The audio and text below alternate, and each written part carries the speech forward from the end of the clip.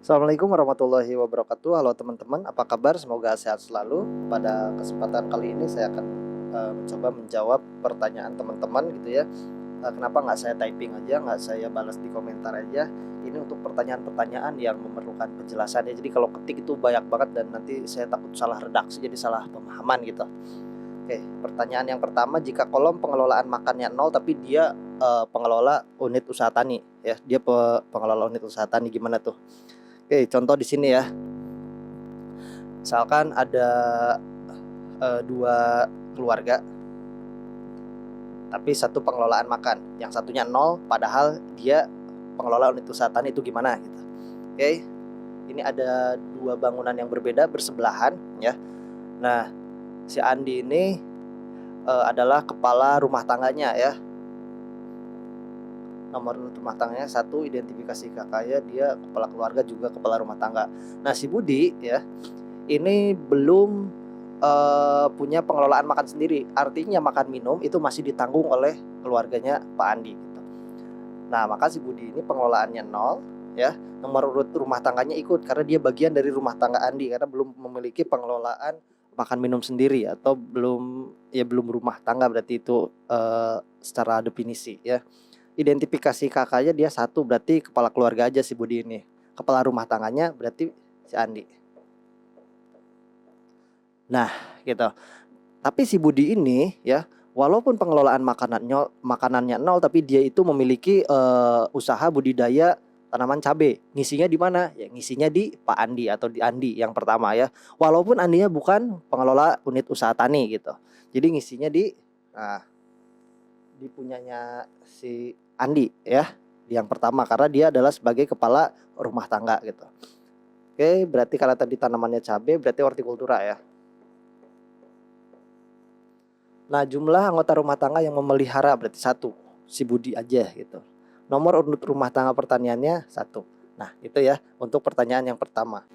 Pertanyaan berikutnya, misal istri membantu bertani berarti pelaku UTP-nya 2. Oke.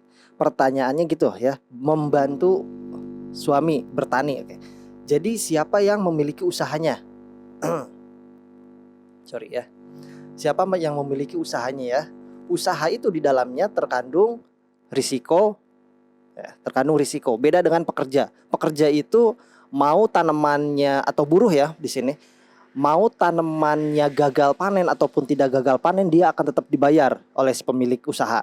Sedangkan usaha ya, itu ada 2 kemungkinan, ada kemungkinan gagal, ada kemungkinan untung gitu ya.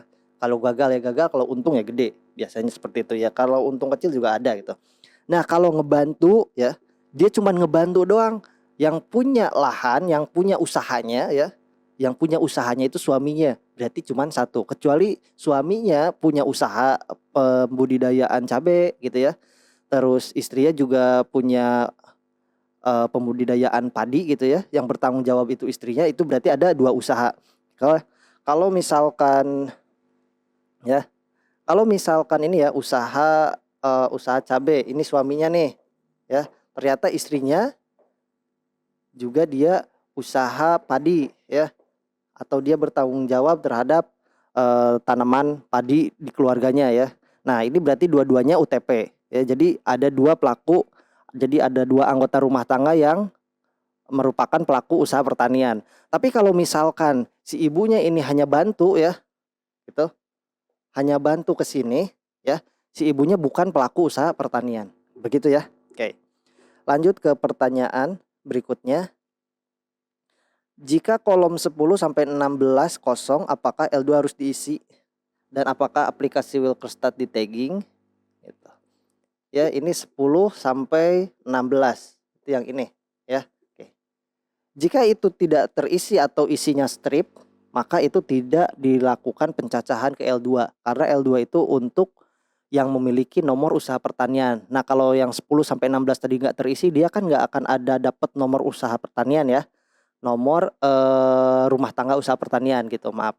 Jadi itu nggak perlu dicaca dan nggak perlu di tagging gitu. Itu hanya sampai ke pemutakhiran data aja ya, pemutakhiran keluarga. Kalau satu bangunan 2 KK dan 2 KRT gimana tuh gitu ya. Oke. ada satu bangunan, misalkan ini Bariah dengan Andi satu bangunan ya. Oke. Pengelolaan makan minumnya udah punya masing-masing. Misalkan rumahnya ini besar ya, punya ada sekatnya sedikit atau ada pembatasnya tapi masih satu bangunan. Oke, jadi udah ya tanggung jawab masing-masing, makan minum punya masing-masing gitu ya. Berarti ini kodenya satu.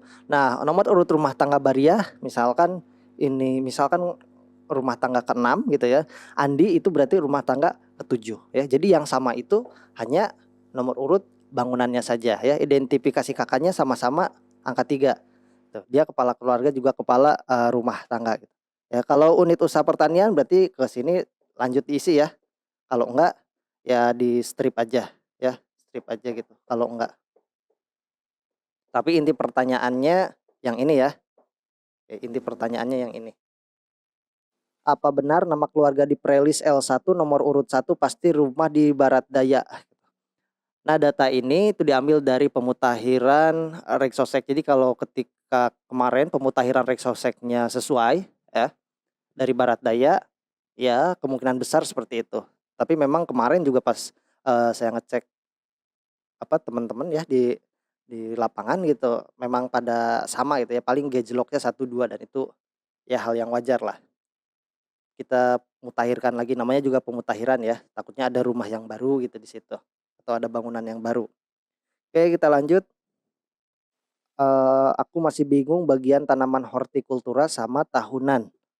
Oke, sebetulnya hortikultura dengan tahunan itu bukan perbandingan ya, itu bukan perbandingan yang pas. Kalau hortikultura itu jenis komoditas ya. Kalau di L2, di dokumen L2 ya, itu tidak per komoditas tapi untuk tanaman ya, itu per musim tanam. Jadi perbandingannya hortikultura itu juga ada yang tahunan gitu ya. Tanaman semusim itu biasanya adalah tanaman yang sekali tanam. Contohnya misalkan cabai ya, walaupun beberapa kali panen ya, nanti kalau udah masanya tua itu dibongkar dan harus tanam pohon yang baru gitu ya. Nah, contohnya cabai, tanaman semusim, atau padi, okay, atau jagung. Nah, tapi ada tanaman yang sekali tanam, tapi itu masuk ke tanaman tahunan, yaitu tanaman yang masa tanamnya lebih dari 1 tahun. Yang paling banyak di tanaman tahunan itu adalah di bagian perkebunan ya, misalkan perkebunan kakao gitu ya, atau coklat, atau perkebunan mangga misalkan ya. Gitu ya. Jadi hortikultura itu bukan dibandingkan dengan tahunan, tapi tahunan ya. Tanaman tahunan itu bandingannya dengan tanaman semusim. Kalau hortikultura itu nama komoditas ya. Komoditasnya ada yang hortikultura, ada yang tanaman pangan gitu ya. Contohnya ini, cabai dia hortikultura. Ya. Padi dia tanaman pangan. Jagung ini tanaman pangan.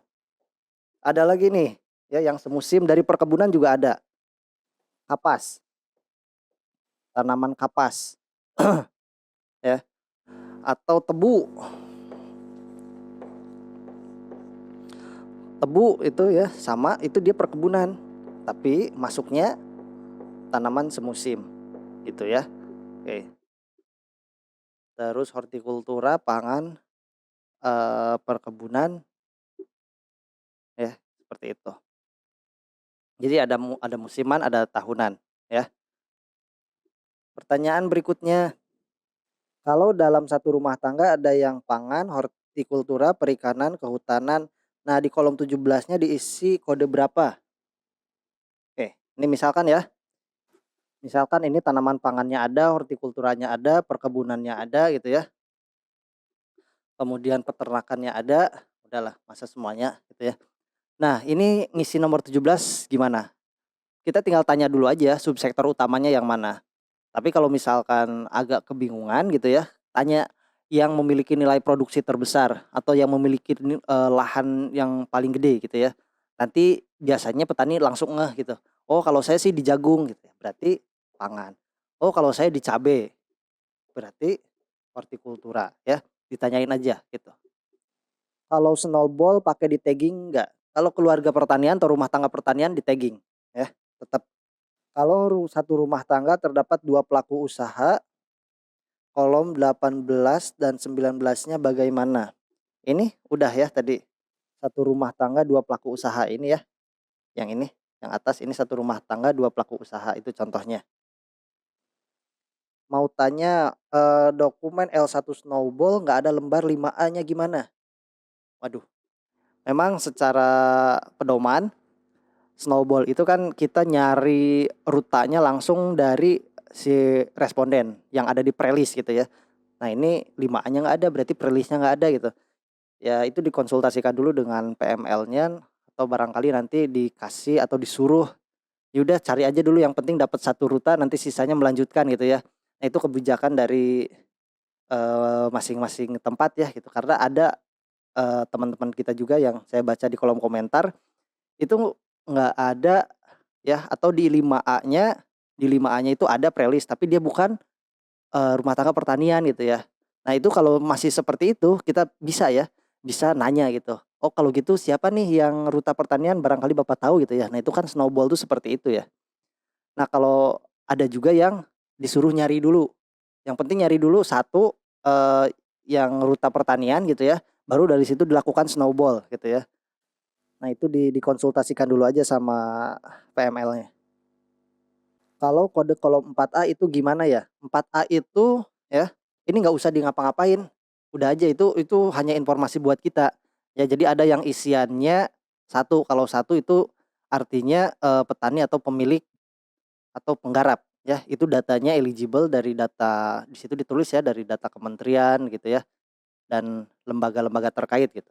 Tapi ini kan kita lagi memutakhirkan, bisa aja di situ kolomnya, 1 ya, tapi di tanaman apa, di, isian 10 sampai 16-nya strip semua gitu, bisa aja gitu ya. Makanya kita mutakhirkan di sini, dimutakhirkan data terbarunya. Kalau misalkan keluarga di prelis itu RT 1, ada di prelis 5A, tapi pas kita data ternyata keluarga tersebut pindah, itu berarti nggak usah di, data ya, keberadaan keluarganya nol. Kalau daftar prelis tidak sesuai lapangan, misalkan dari daftar nama ada tapi nama tersebut tidak termasuk keluarga pertanian. Oke, kalau prelis itu hanya keluarga aja gitu ya, hanya keluarga aja. Oh ini mungkin yang snowball maksudnya ya, oke. Kalau di snowball ada nama gitu ya, tapi ternyata dia bukan ruta tani, ya kita mutakhirkan ya. Berarti isian di sininya strip semua gitu. Ya karena memang pemutahiran itu untuk memutakhirkan data, untuk membarukan data gitu ya.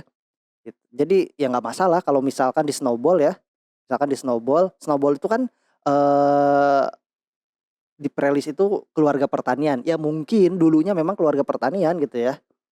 Nah seperti itu, ya jadi nggak apa-apa diisi aja gitu, tapi nanti pengisian kolom 10 sampai kolom 16-nya ya strip semua ya, berarti 17, 18, 19-nya nggak diisi atau dia bukan rumah tangga pertanian, jadi nggak ada masalah gitu. Tapi tetap walaupun dia bukan ruta pertanian di snowball tanya gitu, "Oh kalau gitu, yang ruta tani siapa lagi ya?" Gitu. Nah seperti itu ya teman-teman. Oke terima kasih, sudah menonton video saya dan terima kasih juga atas ya dukungan teman-teman, mohon maaf juga yang minta L2 kelamaan ya saya buatnya karena bingung juga materinya banyak dan saya konsep bikin videonya seperti apa gitu ya, karena saya nggak mau terlalu lama gitu videonya. Terima kasih. Wassalamualaikum warahmatullahi wabarakatuh.